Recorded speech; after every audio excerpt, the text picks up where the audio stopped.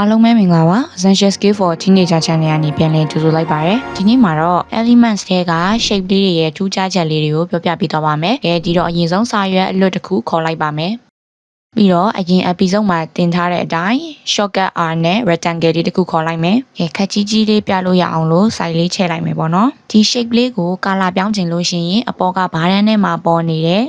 သူ့ရဲ့ color လေးကိုနှိပ်ပြီးတော့စိတ်ကြိုက်ပြောင်းလို့ရပါတယ်ဒါလေးကတော့အနီလေးပေါ့ဒါဒီဘက်ကတော့ solid color ထဲမှာလည်းအများကြီးရှိသေးရဲ့ CO ကိုနှိပ်လိုက်ရင်ကိုကြိုက်တဲ့အရာအများကြီးရွေးလို့ရသေးရဲ့အဲ့ဒီအရာထဲမှာမကြိုက်သေးဘူးစိတ်ကြိုက်ရွေးချင်တယ်ဆိုလို့ရှိရင်အပေါ်ဆုံးမှာပြထားတဲ့အပေါင်းလက္ခဏာလေးနှိပ်လိုက်အပေါ်ဆုံးမှာပြထားတဲ့အပေါင်းတွေကနေရွေးပြီးတော့ကိုစိတ်ကြိုက် color ဆက်လို့ရပါတယ်အောက်မှာဘာထက်ရှိသေးလဲဆိုလို့ရှိရင် gradient color ရှိပါသေးရဲ့ gradient color じゃနှစ်ရောင်ဆက်လေးတွေပေါ့နော်သူကလည်းအမျိုးမျိုးရွေးလို့ရတယ်ဟုတ်ပြီဒီအပြာနဲ့ခရမ်းဆက်ထားတာလေ gradient color လေးတွေကိုစိတ်ကြိုက်ရွေးလို့ရတယ်ဘေးတိုက်သွားမှာလားအပေါ်အောက်သွားမှာလားဒါမှမဟုတ်အလဲကနေဖြန့်ကျက်ပြီးသွားမှာလားပေါ့ကိုရဲ့စိတ်ကြိုက်ရွေးလို့ရပါတယ် gradient color ကိုဒီနှစ်ရောင်ဆက်ထားတာမကြိုက်သေးဘူးဆိုလို့ရှိရင်မကြိုက်တဲ့အရောင်ပေါ်မှာထောက်လိုက်ပြီးတော့ကိုကြိုက်တဲ့လိုမျိုးအရောင်တွေကိုကစားလို့ရပါတယ်အခုဆိုရင်ခရမ်းနဲ့အစိမ်းလေးဖြစ်သွားပြီပေါ့နော်ဒါ gradient color လေးတွေကိုကစားပြတာပါနောက်တစ်ခုကတော့ဒီ shape လေးတွေပေါ်မှာစာရေးလို့ရတယ်ပေါ့နော် shape လေးကို click နှစ်ချက်ထောက်လိုက်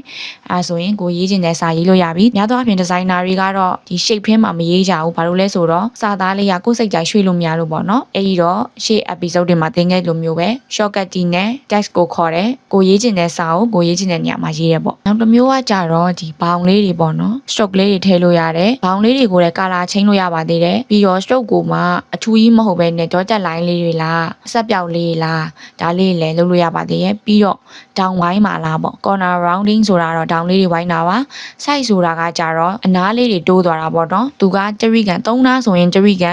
န်လုံးမလားဗဟုကန်လုံးမလား17ကန်လုံးမလားအကုန်ကြိုက်တဲ့လောက်သွားလို့ရပါတယ်နောက်တစ်ချက်ပြောချင်တာကသူ့ရဲ့ shape လေးတွေလိုက်ပြီးတော့အသုံးပြုလို့ရတဲ့ feature လေးတွေကွာသေးရဲ့ဒီကျယ်ပုံလေးဆိုလို့ရှိရင်သူ့မှာဘာအစ်စ်ပါလာလဲဆိုရင် inner depth ဆိုတာလေးပါလာတယ် point လေးတွေလည်းပါလာတယ်အခုပြနေလို့ပဲပေါ့နော် point လေးတွေအများကြီးပြောင်းလို့ရတယ်ဒီအထက်ကဟာအချင်းကျယ်လည်းအကုန်ပြောင်းလို့ရပါတယ်ကဲဟုတ်ပါပြီဒီနေ့ episode ကတော့ဒီလောက်ပါပဲနောက်ထပ်အပိုင်းသစ်တွေမှာလည်း Canva ရဲ့စိတ်ဝင်စားဖို့ကောင်းတဲ့အကြောင်းအရာလေးတွေကိုတင်ဆက်ပေးသွားအောင်ပါမလို့ channel လေးကို like and subscribe လုပ်ထားဖို့ပြောလိုက်ချင်ပါတယ်ရှင်